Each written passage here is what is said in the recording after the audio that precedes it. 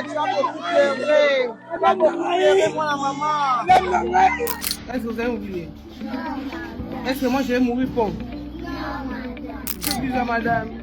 Bisous madame. Voilà. Des tirs nourris à Goma sèment la peur après plusieurs mois d'accalmie. Le décès tragique de Madame Bonnette Elombe, l'enseignante devenue star sur TikTok. En France, Nicolas Sarkozy entre dans l'histoire comme premier ex-président incarcéré. Et en fait à Goma, le maire adjoint de la ville, M. Désiré Ngabou-Kissouba, échange avec l'échangeur des monnaies pour stabiliser les taux d'échange. Bienvenue dans Live Channel Flash Info, votre rendez-vous avec des faits marquants de ce lundi 20 au mardi 21 octobre 2025.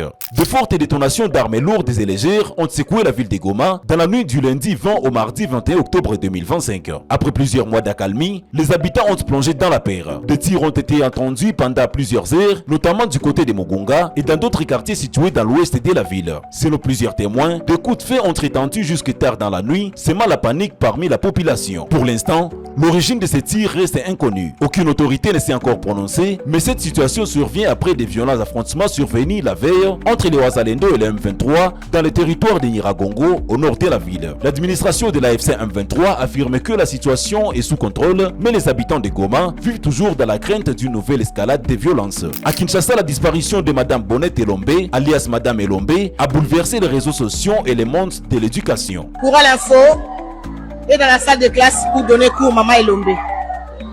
Madame Elombe, la salle est vide. Comme vous pouvez l'entendre avec les sons, les élèves sont inconsolables. La salle est vide.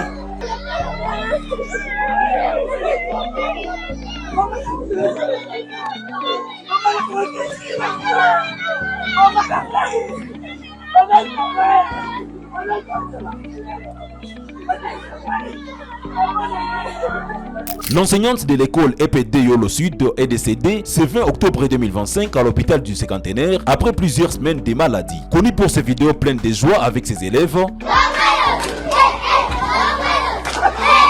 Madame Elombe était devenue un symbole d'éducation positive et inspirante. Mais selon un journaliste proche, elle était suspendue et recherchée avant sa mort pour avoir soutenu publiquement Constant Moutamba lors de son procès. La première ministre Judith Suminwa Tuluka lui a rendu un vibrant hommage, saluant une enseignante passionnée et créative. Le ministère de l'éducation primaire, secondaire et technique a également salué une femme engagée et ambassadrice du projet PEKIP pour la qualité de l'enseignement primaire. Je dis merci ministre ce plainte, donc je suis vraiment touchée. Je travaille, mais ce sont des fruits d'être canadiens. Ça fait plaisir. Mais il faut voir des organisations qui nous écoutent. Nous sommes bien bénévoles à l'hôpital.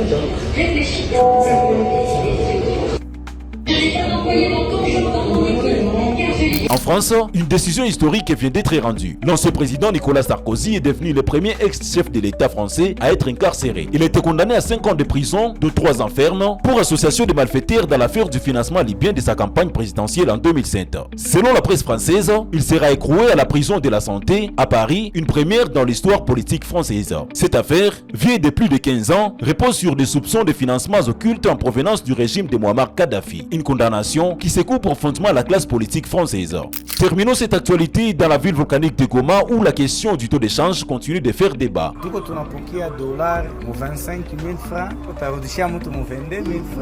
Ce lundi 20 octobre 2025, le maire adjoint de la ville, M. Désiré Ngabou-Kissouba, a reçu dans son bureau l'échangeur des monnaies dans le but de trouver une solution à l'instabilité persistante sur le marché d'échange.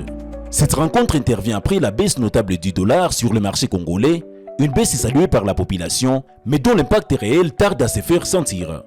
Le prix des produits de première nécessité demeure élevé et les taux varient d'un opérateur à un autre, selon la nature de la transaction.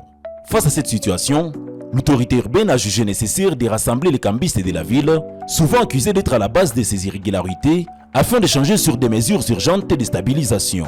Interrogé au micro de Live Channel, M. Caleb Merindi, porte-parole d'échangeurs de monnaie, est revenu sur le contenu de cette rencontre et les décisions arrêtées avec le maire. Oui, nous étions invités par le maire de la ville ce matin même. Et le sujet, c'était par rapport au déséquilibre d'échange dont la population de Goma est victime. Parce qu'il n'y a pas longtemps, nous étions autour de 2000 900, 2800. Mais dans peu de temps, on a commencé à changer autour de 2150, 2160. Mais aujourd'hui, ce n'est plus encore le cas. Donc il y a un désordre. Et on nous accuse, nous, cambistes, comme étant auteurs de ce déséquilibre. Et pourtant, nous sommes aussi victimes. Mais l'essentiel qui vient de nous dire le maire de la ville, c'est d'afficher les taux d'échange sur le tableau chaque matin. Donc nous commencerons à afficher les taux d'échange sur le tableau à chaque secteur. Partout où il y a des marchés de cambistes, il y aura toujours des tableaux. Nous commencerons à afficher les taux pour sauver la population de Goma et la population entière du territoire libéré par la AFC M23. Et ça va permettre à toute la population de rester stable sur le plan des taux de change. Les taux actuellement, nous changeons à 2400 et 2300 pour les grossistes. Mais pour les petits cambistes, c'est à 2200. De son côté, le maire adjoint de la ville de Goma, M. Désiré Ngabo-Kizouba, a tenu à clarifier la position de l'autorité urbaine. Il a rappelé les résolutions prises lors de cette réunion et averti que toute personne qui ne respectera pas les nouvelles dispositions sera sanctionnée. L'AFC M23, c'est un mouvement révolutionnaire. Et qui dit révolution dit changement. Et nous, on était venus servir notre population qui était en train de souffrir il y a longtemps. Et voilà pourquoi, vu le problème du taux de dollar qu'il y a dans le pays, entre autres dans la ville de Goma, nous avons tenu une réunion avec les cambistes de la ville afin de leur donner le message de son Excellence le gouverneur de province Bati Moussanga Erasto, qui nous a dit de dire aux cambistes de pouvoir afficher le taux d'échange chaque jour. Donc chaque matin, ils doivent afficher le taux d'échange où ils vont montrer le prix d'achat du franc congolais et le prix de vente. Cela va aider notre population parce que la population est maintenant victime de plusieurs escroqueries dans la ville de Goma. Le même taux qui sera affiché sur les différents tableaux dans tous les secteurs d'échangeurs, c'est le même taux qui sera applicable, que ce soit dans les écoles, dans les hôpitaux, même par les services étatiques dans la ville de Goma.